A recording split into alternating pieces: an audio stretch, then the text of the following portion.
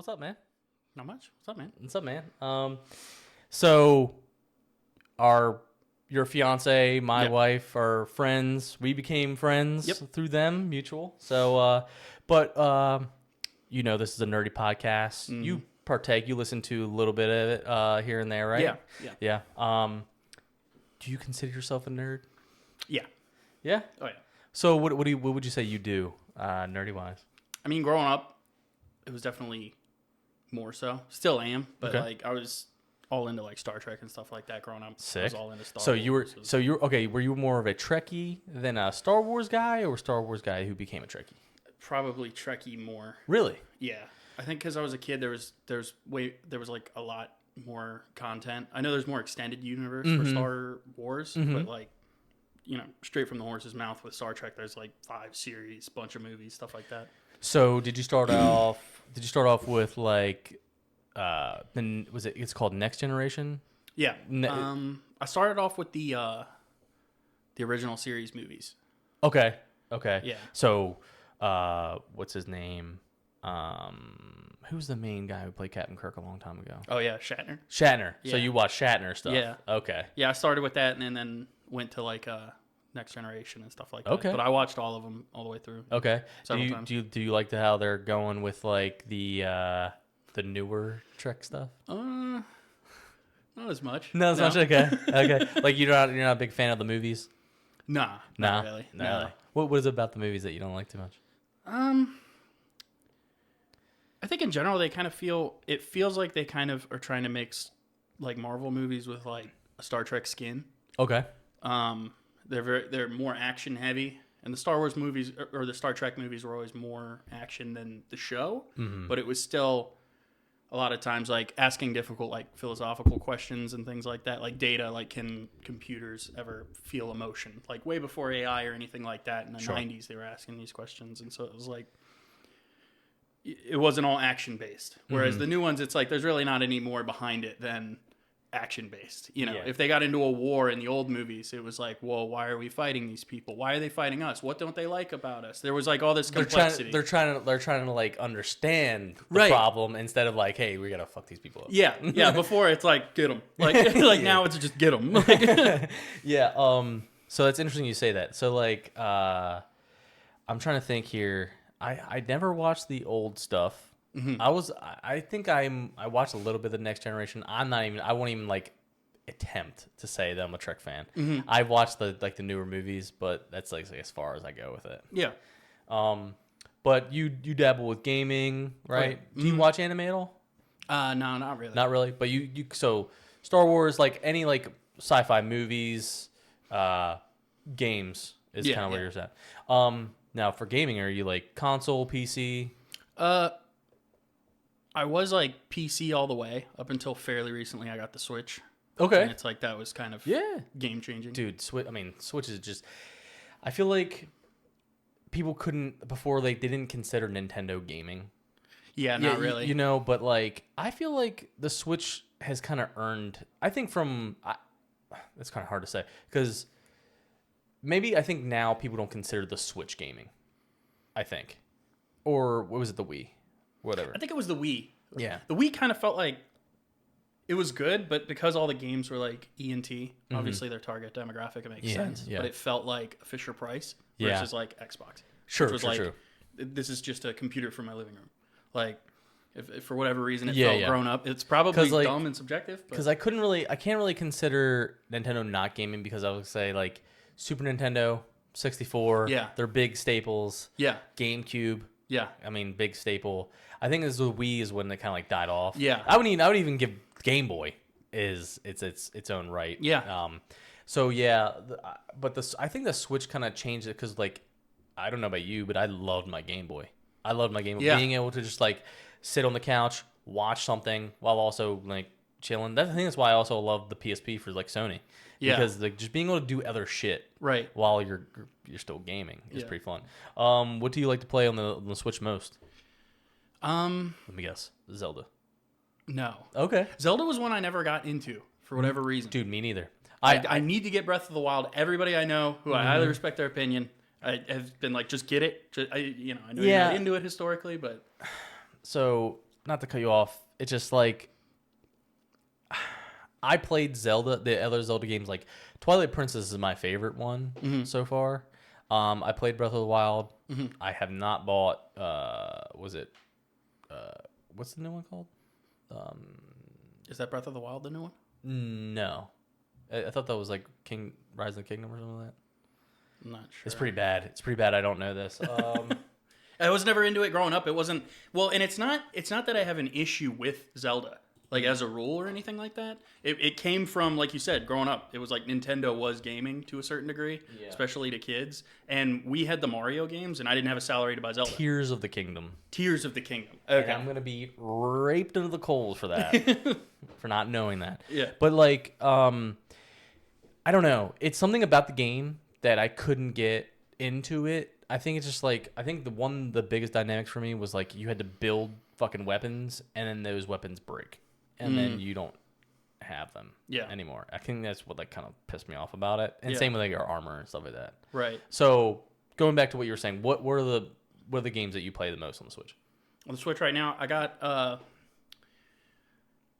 previously I got sick a few weeks ago. Okay. And I bought Hogwarts Legacy, okay. And I binged that for like 7 days. I didn't end up beating it, but... So what made you play Hogwarts Legacy on the Switch before like buying it on the Xbox or PlayStation? I had it in my wish list on Steam. Okay. But I didn't end up going through with it. Okay. And then it ended up being, I think, on sale on Switch. Oh. At the time that I got it, and also wasn't feeling good, so I can sit on the couch. And sure. then on top of that, my fiance likes Harry Potter, so I was like, maybe she'll want to play as well. Sure. So I just got it so that we could have it in the living room. Okay. But yeah, it's a really good game. Respect it. Really Respect it. Yeah. I mean, dude. Yeah. I mean, it's pretty sad. I still have not beat it. No, I have not beat it yet. I had it on the Xbox. I stopped playing it for a while. I need to get back into it.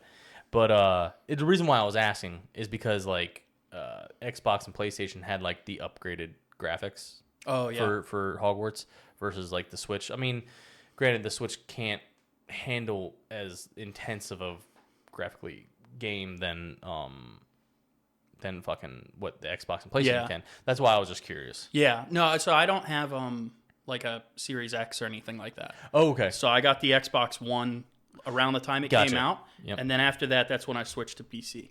Gotcha. So I've got the old Xbox One. I don't have Xbox Live or anything like that for it because playing online with friends is all on PC for free. Yeah. So, the Switch is basically the only console I play. Gotcha. Now. That makes sense then because like, you could play it on your PC, but you're like, I don't really feel like sitting at my desk. Right. Yeah. Especially if you're sick. Yeah. Sense. Well, and I work from home as like a programmer, so it's in my gaming computer's in my office. So it's like I don't want to go down there. Sometimes. Yeah. You're like I'm here for work anyway, so why would I want to be down here for gaming too? Right. I know you do play some Switch stuff. I mean Steam stuff. Yeah. So I know you're a big Steam guy. We played a couple games together on Steam. Are you playing Lethal Company at all?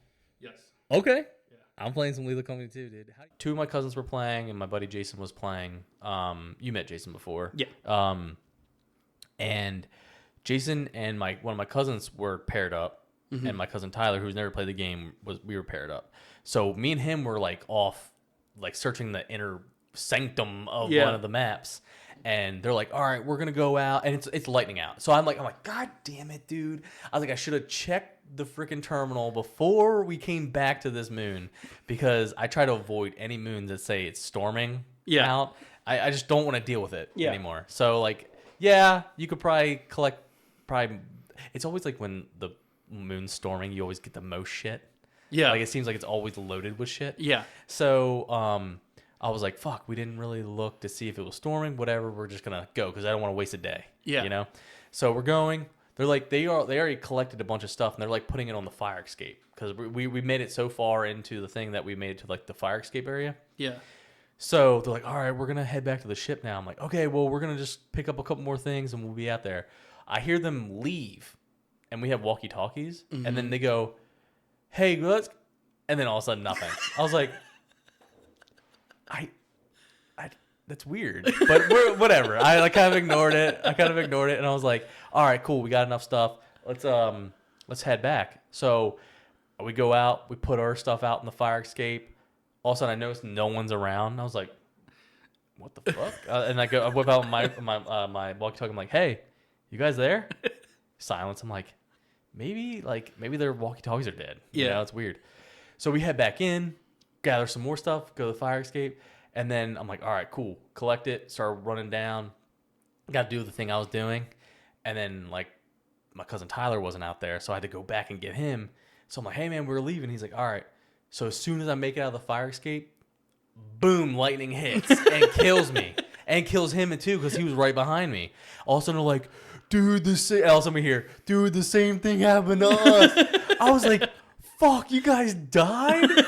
They're like, yeah, dude, the same thing happened. As soon as you walk out the door, lightning struck.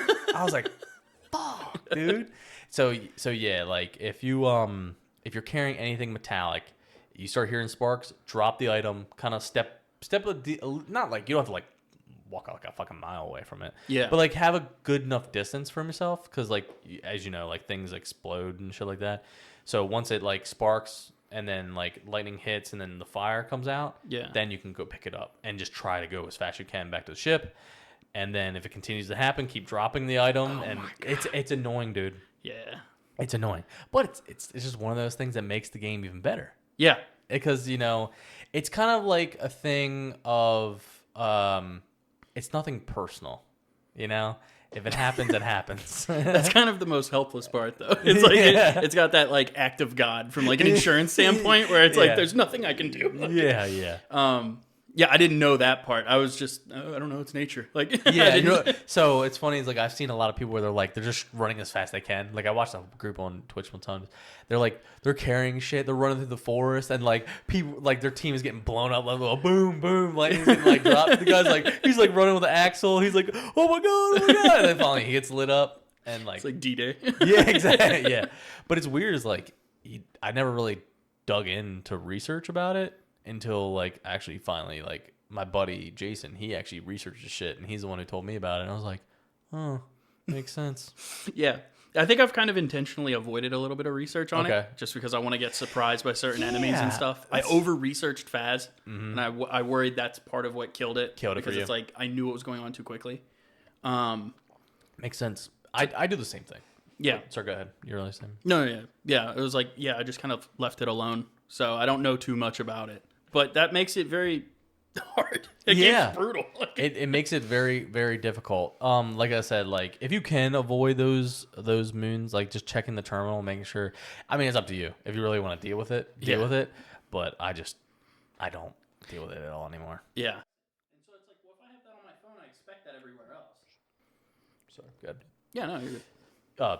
Sorry, that their mic was muted by accident. But yeah, dude, it's fucking insane. Like I'm really hoping. Like, 'cause I'm a huge PlayStation guy. I'm a huge Sony guy.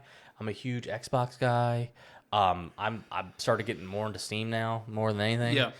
Because one thing that I think the fucking major consoles need to figure out is that Steam is so cheap. Yes. It's so inexpensive. Yes. And like you can have a fucking roll of games before like that would cost you $60 versus like just one game that costs you $60. Yeah. You end up buying games for like $10 or something like that. Yeah, or you get like the packages. It's way less expensive. Like, and then a lot of times too, you're able to support like the Greenlight program and stuff like that, and the early access, being able to like financially support, like with the Palworld. A small team of developers, you're actively able to support them into making a better game. And then on top of that, they'll go on Steam and look through like the comments, and then that helps actually develop the game going forward. So it just feels like you're more part of the process as opposed to waiting for something to come out. It's half finished, and then you need DLC or other things for it. It's like that's another thing that you just mentioned. Something else that pisses me off is that like you pay like we were talking about, you pay $60 or $70 for a game and it's not the full game. You pay for DLC, or you need to patch it or whatever. And I make this fucking comment: if you're gonna sell me on a game and you're gonna spend all this time marketing and like getting me interested to buy your game, and it's not ready. Yeah. It's like buggy. It's not ready. Yeah. Then don't fucking sell me the game. I don't know how it's legal. I don't either. It's like the equivalent of like if you go to a Toyota dealership and buy a truck, and it doesn't have like wheels, or it doesn't have the transmission in, or something like that. It's like, well, you haven't sold me a car then. Oh, like, don't worry. You'll get a transmission. You just gotta like pay a couple extra dollars a couple months from now. Yeah, and you'll have a new truck, buddy. Yeah, you'll be able to drive off this lot. Yeah, you're like, that's for premium members only. Like, what the fuck? Like, like, dude, what the fuck did I pay for? Yeah, and it's like we were talking about Battlefield. Battlefield, it was so buggy. It was really buggy for people, and like so like if it's gonna fucking if it's gonna suck, and it's gonna affect your bottom line, and we're not gonna play your game, then don't fucking release it. Just say, hey, sorry, we're gonna push it back a little bit because there's some things we have to fix. Like they say, there's something we have to fix because we want you, the consumer, to enjoy our game. Right. Rather, we got a deadline. Fucking push it. Well, push it out. Yeah. You can't look that close. We'll figure it out in post. Right. You can't look that close in front of you on it because it's like when you look at like No Man's Sky. You know, never played it. It came out, had a horrible start. You know, there was a lot of feelings of overpromising and things like that. I remember the fucking commercials for it. Yeah, made it look like the next fucking like Star Trek-y type of explorer game. Yeah, I was extremely psyched. Well, and everybody thought that's what it was going to be, and like kind of MMO feel and stuff like that. That ended up not being true, and then had kind of a horrible start. But then later down the road, they started adding things and stuff like that, and then people came back to the game. So it's like, well, why don't you just, instead of starting out and tarnishing, like people will come to it even if you say, hey, we need some time or something like that. Like it was the same thing with like GTA 5. It came out later on PC. I think in general PC is more lenient. PC players are more lenient towards later release dates because I think most PC people would rather it work than get it sooner. Like, because otherwise I'm paying full price to beta test, which I could do anyway for cheaper. What was the point of the beta? Right, exactly. If like the whole point of an early release beta is to figure out bugs. I understand you can't get them all. Yeah. But if you're going to release a game and there's still fucking shit you got to patch and shit you got to do, then what the fuck am I paying for? Right. And like how long is it going to fucking take you to do it? Yeah.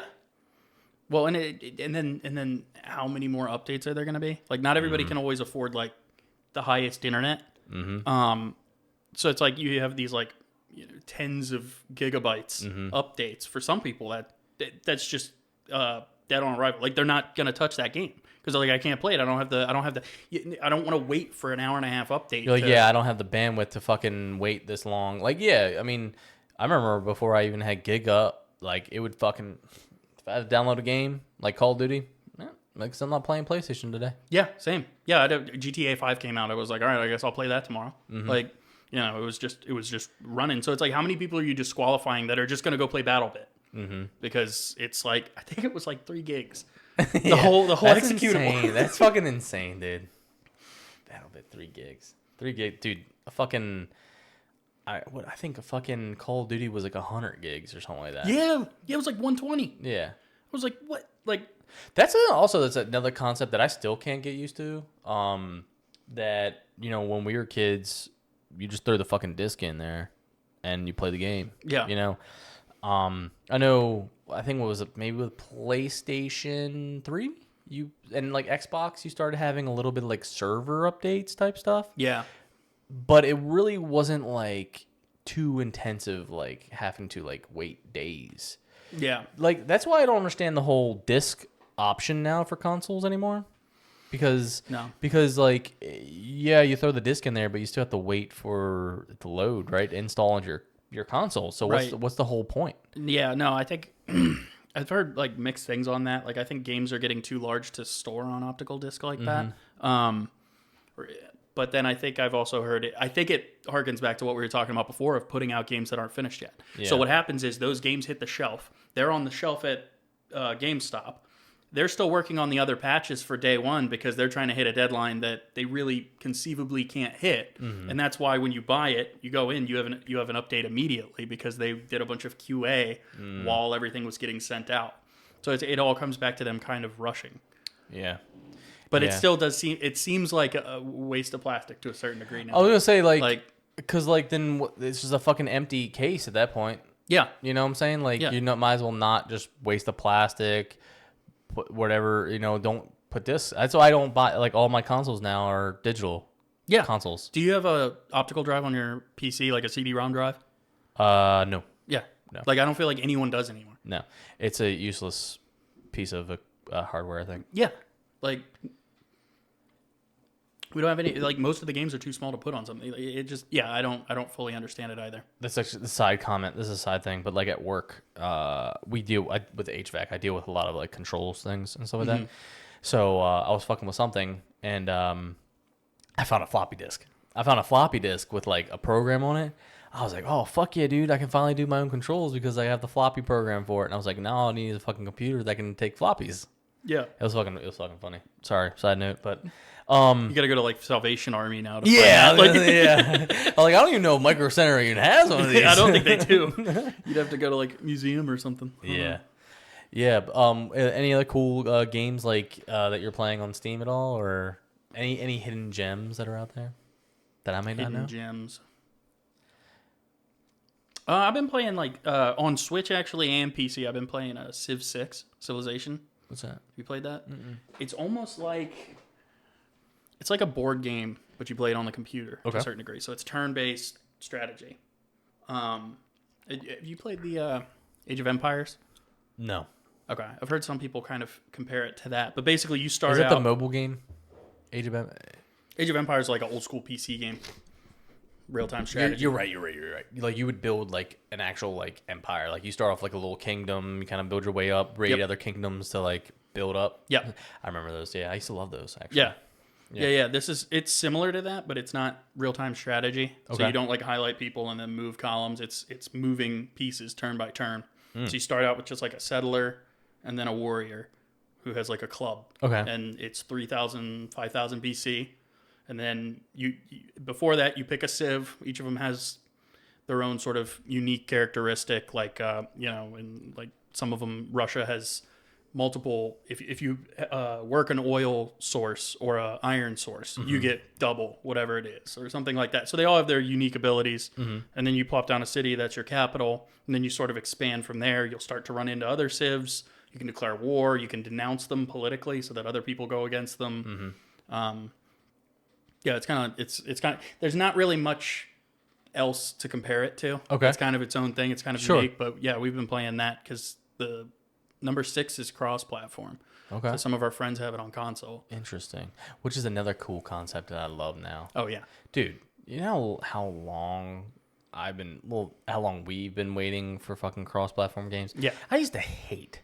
This is where the whole console war came from. Yeah. Was oh, you have to buy Xbox because we're all on Xbox. Yeah. We're all on PlayStation because you're on PlayStation.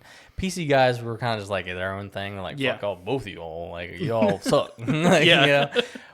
And now that everything is for anyone who's making a game, just make it automatically cross-platform. Right. Because it just makes it 10 times easier. Now I love that's what makes Call of Duty a little bit better too, because my cousin has an Xbox. Yeah.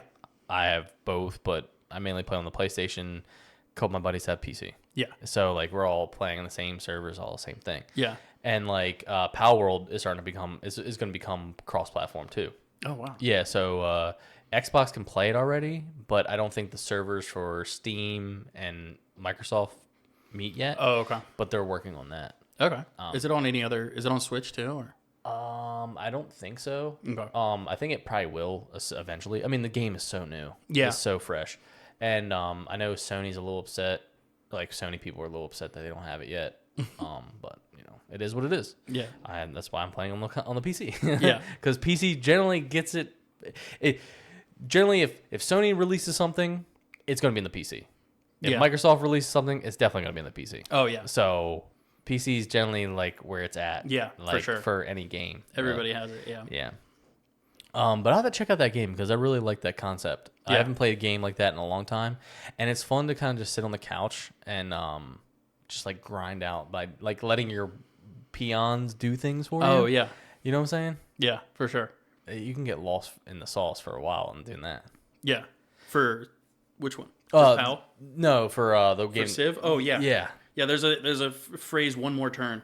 Yeah, because that's what you always tell yourself. And my dad actually, he never plays video. He gets like bad motion sick, so he can't play any for like first person shooters or anything like that. He got that, and I hear him at like 3 a.m. after I got him into it, walking upstairs when I was a kid. It was like, it was one more turn syndrome, because it was just like, I just get this one thing done and then I'll go to bed, and then someone declares war on you, and you're like, well, I got to figure this out. Like, I'm not going to bed on this note. Like, yeah, it'll suck time away from you, but it's great. That's pretty cool. So that being said, I mean, we've been playing games a long time. Is there any type of game that if you could relive, like say your mind got wiped, if your mind like got wiped, right, and you were experiencing something for the first time again, what would be like a game that you would want to relive? It's kind of a basic bitch answer, but I think either Oblivion or Skyrim. Skyrim's a good one, but what's Oblivion? Oblivion, the predecessor. One that came up, it's the Elder Scroll that came out before that. Okay, gotcha. So it's based in the same world, but like, so Skyrim was like that northern province of the Empire. Yeah. There's like the central province where the Imperials came from. I actually started out on Skyrim, so I didn't know anything. Yeah, I had played some Oblivion, but I was like trash at it, so I never got very far through it. I beat Skyrim, but I still to this day haven't beat Oblivion for whatever reason. Hadn't gotten back to it, but so. You really love those like MMORPG type of game.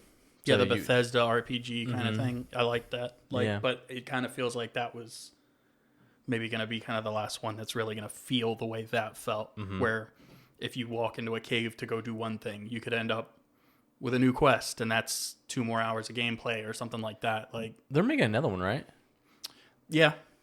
Is it like a DLC or is it an actual game? It's an actual game. Yeah, it's Elder Scrolls 6. So it's the sequel. Okay. But I'm not confident. Why is that? I've heard mixed things about Starfield. About it. Same thing. Okay.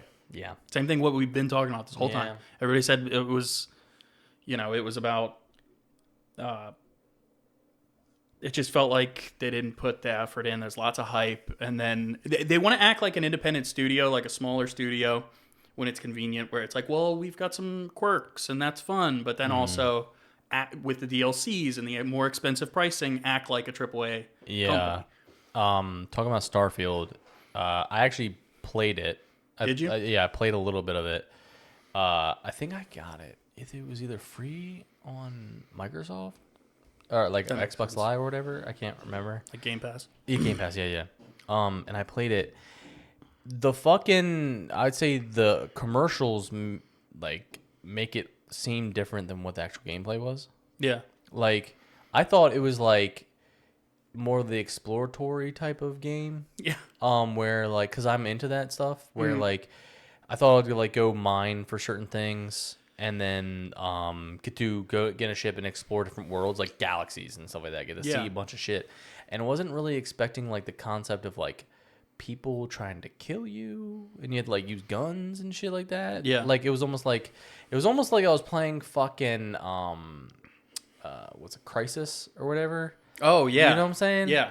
But it was like more like spacey Crisis, and I'm like, I didn't really want to play a shooter game. Yeah. You know, I kind of really just want to play an exploratory game. Yeah, I was dying for it to come out because, like I said, that would be the one I would relive as Skyrim, because it was like I just had so much fun with that. I felt so immersed, and it's like I can't wait for them to come out with like a new world, new IP, stuff like that. Yeah. And it was all the reports I heard where there's lots of exploring and resource gathering, but like there's not actually much to look at as far as exploring. So it's like you have like kind of an empty world that you're constantly running around. Whereas Skyrim, any town you walked in, you could just have someone come up and give you a quest. Yeah. Or you could learn about somebody's background or look into their diary. And dude, I used to get lost in Skyrim sometimes, dude.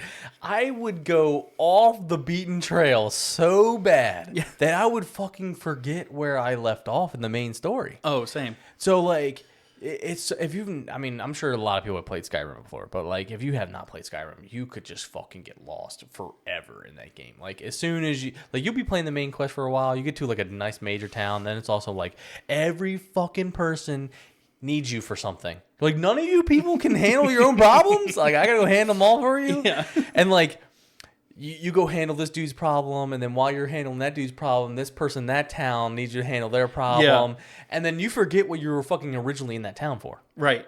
Yeah, absolutely. There's so much to do. I think I bought it around the time it came out, and because I had played some Oblivion before, and then I don't think I beat the main quest for that for 5-6 years. Holy shit! Like that's how much. Like I'd go Dark Brotherhood, Thieves Guild. Like there's so much other stuff to do, and to me, sort of better stories than the main story. Not that it's bad at all. Yeah. But there's just so much good stuff in there.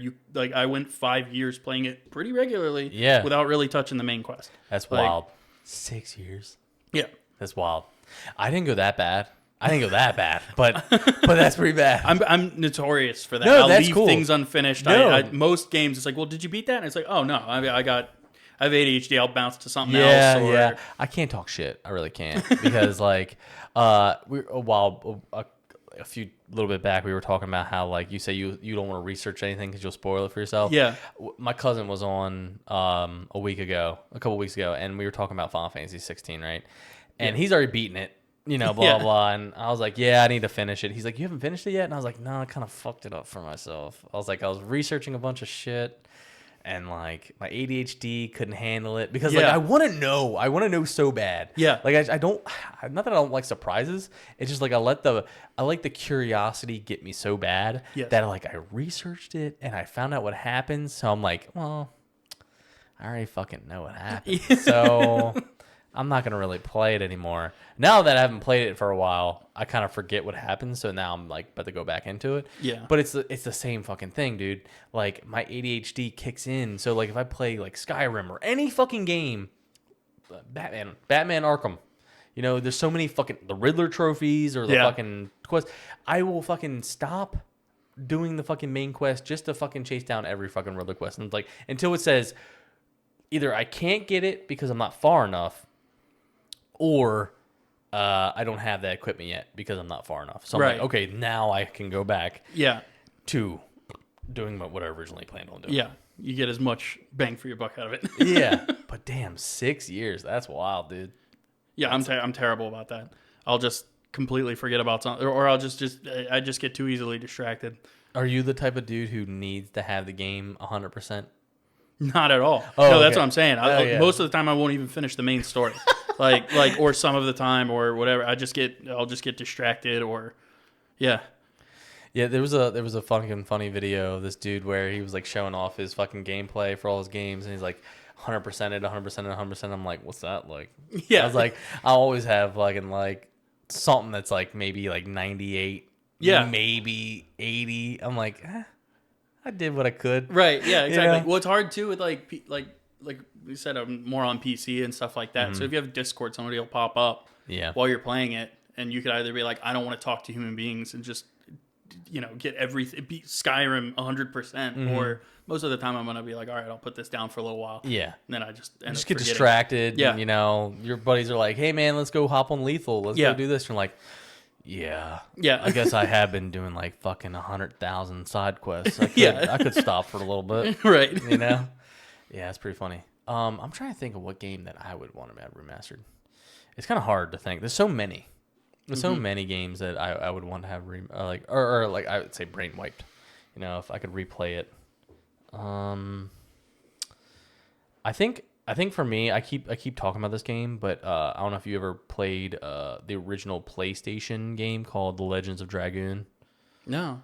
So Legends of Dragoon is essentially a turn-based RPG. Okay. That was made by Sony itself. It was made by Sony. And what was cool about this game is essentially it was not only was it turn-based like a Final Fantasy or whatever fucking Grandia or whatever else was out there.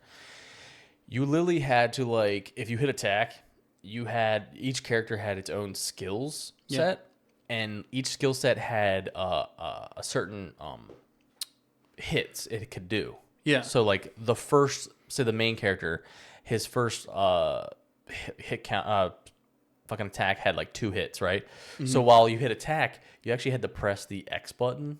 Oh, okay. To actually do it. So like it all of a sudden it goes into like the screen where like he goes like hit, and then all of a sudden like these squares like come together, and it was almost like time based. Like you had to hit the fucking X right when it fucking matched up for him to complete the attack. Yeah. Like he would complete the attack if you failed, but it wouldn't do as much damage. Gotcha. So you had to get really good. So there's actual like gameplay during battles as opposed to like menu navigation. Yes. Gotcha. So like you really had to be really in tune.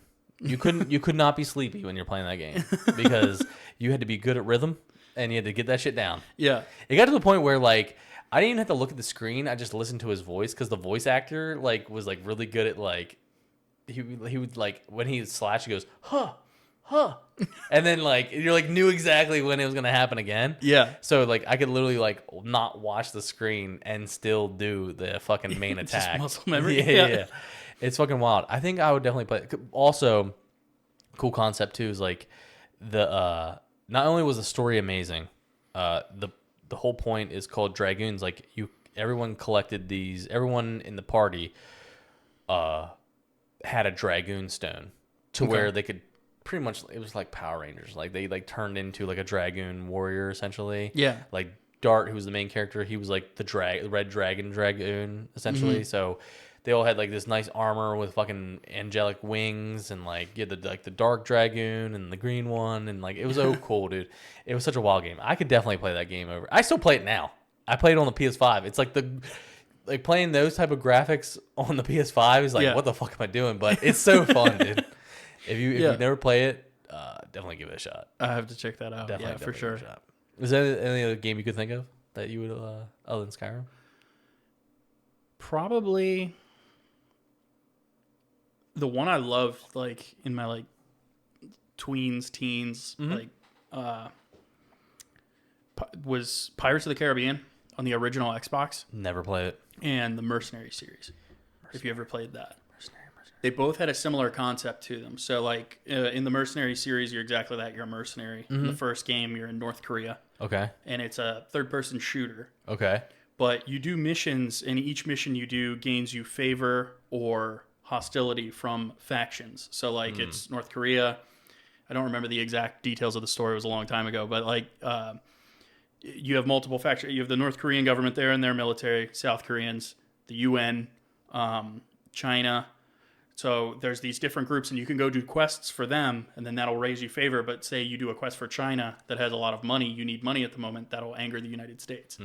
So you kind of go through and you kind of navigate these factions around. But like your decisions have an impact on the entire world, where if you cause these large factions to attack one another, you'll see one of their bases bombed or something like that. I have never heard of this game. It had fully destructible buildings on Xbox One.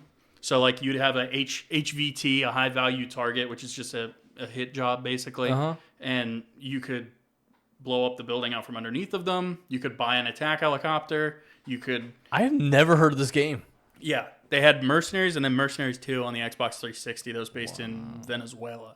But those games were a lot of fun. And then the Pirates of the Caribbean one was similar, but it wasn't branded like the movies. Okay. You were like Nathaniel... Jackdaw or Hawking, or I forget what the guy's name was, but it wasn't like Jack Sparrow or something that. Yeah. The dude wasn't in the movies or anything like that, but it was the same thing where like some ports were French, some ports were Dutch. It was kind of like Black Flag, but more RPG. Really? Kind of like Assassin's Creed, but more RPG, and then third-person shooter, swordplay kind of thing. Wow. Interesting. I never played Pirates of the Caribbean because I thought it would just be like, like a really basic, because like when like movies get ported to games, like they're not like good. No, I would say the only one that I would say was pretty decent was like Lord of the Rings, Two Towers, or even Return of the King, when you actually could play with your buddy. Yeah, those I would say are definitely good ported games that came from like a movie. Yeah, Star Wars generally does a good job. Star Wars too. Yeah, you're right. There's some of them that break that rule. But, like, I played some of the other Pirates of the Caribbean, and it felt like a movie version of the game. Yeah. Or a game version of the movie. But Yeah, this one was like open world, didn't have like direct Pirates of the Caribbean story or anything. It had its own story and everything like that. But yeah, it was kind of like open world RPG, third person shooter. It was really good. And I mean, if Brain Wipe, I would do that, but also remastered with modern graphics and processing. Yeah, that would be, because you could have even more islands or, you know. Honestly, with you saying it's kind of like an Assassin's Creed Black Flag-esque type with the RPG, I definitely would want to try it out if it was like remastered, or something like that, because it's really interesting. Yeah, I love a good RPG more than anything. Yeah, I think it's just because I just love getting immersed into different shit. Yeah, it doesn't feel it's hard to get super into a game where you feel like you're the complete center of attention and all the actions and consequences are just you, as opposed to, like I say, where like their base got bombed because I did this job and made so-and-so mad. Like indirect consequences, and like you're not the center of the universe, but you have an effect on it, I think really helps you like feel like you're there. I think that's why I really resonated with the Tall Tale series games. I haven't played that. Really? Like any of them, like the Wolfman or like Batman ones, I need to. or like Walking Dead. So you would love them, because if you love that type of style, Tall Tale. So it's such a simplistic game, but like every like the Walking Dead ones or even the Wolfman ones were like the original OGs, and then they came out with like a Batman series one, which are the ones I played too. You essentially is the same thing. Like they had their own story, right? Their own story, but like everything you do has an action. Okay. Some things I feel like are unavoidable to kind of make the story kind of progress. You know, no matter what you choose, it's already kind of predetermined for you. Yeah. But depending on how you get there, like that person, you yelled at that person, so they'll remember that, and then that's going to affect how they treat you later down the game. Like let's just take the Wolfman for a series, right? Wolfman's been hated on because he's or the werewolf, Big Bad Wolf, because he's, you know, he tries to blow down fucking houses, eat the little pig, like 3 little pigs, and like chases Red Riding Hood through the forest, right? It's based off the fairy tale? Pretty much. That's awesome. Yeah, so it's really fun. And like, so everyone's like, they're in their actual city they live in is, I think it's like Fairy Town or something like that. So like everyone comes from a fairy folktale, like Snow White's in there and all the kinds of shit. Yeah. And they're like the axe, I guess the axe man who saves Red Riding Hood from the wolf, like he's in there too. He's like, fuck you, wolf man, blah, the big bad wolf, blah blah. He's like, I'm not that guy anymore, you know, because like it's weird concept, like how it's played out, but like, so the werewolf, essentially, he's a detective in the city. He's trying to figure out what the murders and stuff like that. So, like, depending on how he interacts with people, affects, like, how they treat you and shit like that. Yeah. So, like, I remember someone else playing, and, like, the guy was, like, mistreating how he was talking to certain people. Yeah. So, when it came down towards, like, the end of the game, and, like, he needed the city people on his side, they were kind of against him. Like, well, he really was an asshole to me back, blah, blah, blah. And I'm like, ooh, that really fucked you, because now that person's not on your side. Now he's convincing other people not to be on your side. Yeah. So I feel like you would resonate well with that type of stuff. Yeah. Are those like PlayStation exclusive? They're on Switch. Okay. They're on Switch. They're on everything. I don't know why. I thought they were PlayStation exclusive. I only knew about the Walking Dead one, but I'd only ever heard great things. Yeah. Like, I definitely need to give that one a try. Yeah, the mercenary ones don't have that level of consequences. It's not like dialogue choices and stuff like that. It's like missions you choose make factions more powerful, and they already hate each other. What's even more fucked up about them is that if you have to read the fucking what they're talking about, and have to read up all the options you get in instance, because they give you a timer. You have to pick one quickly. Dude. It sucks. It's stressful. Yeah, no, it is. Because you're like, all right, do I punch this guy? Do I not punch this guy? Do I try to reason with him? Or do I walk out? I'm like, it's so many options. And you're like, which one's the best concept? Yeah. It's really cool. I feel like you would really like it too. Yeah, I got it. And the fairy tale one, the story is pretty decent. I never played it myself, but I watched some people play it. Yeah. And it's pretty good. I would even say the Batman one's pretty good too. Yeah. Mm-hmm. Yeah, I didn't know the Batman one either. Yeah. You should definitely play them. Well, I think we can end it there, man. All right. Yeah. Hey, thanks for coming on, dude. Yeah, I really appreciate it, man. You don't like do streaming or anything, right? No. You're just a gamer. Yep. That's all you do. Yep. All right, because I was gonna ask if you need anything to plug or nothing like that, Nope. Just hanging out. But I appreciate you coming on, man. I really thanks for do. having me. I know you've never done the podcast thing before, but Yeah. I would love to have you back on, man. Yeah, sure. Especially with tons of different games that are coming out. Oh, yeah. You know, we'll sit down and talk about it.